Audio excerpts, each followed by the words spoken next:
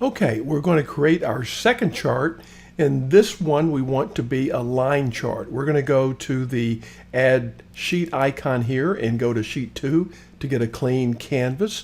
We're focusing on CO2 per capita, so again I'm just going to double click that.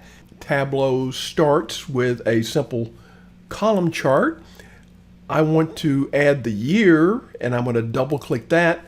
Tableau adds it so that time is on the x-axis, and if you look up here you can see that year is in the columns row, which is the x-axis, and sum of CO2 is in the rows row, which gives us the y-axis.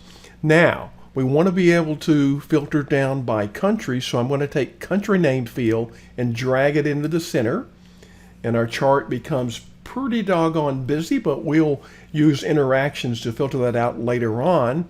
I want to add region to the marks as a color, and then we will be able to use some interactions again, some filtering, to look at individual regions and eventually add individual countries. So this almost completes our chart. We want to rename again.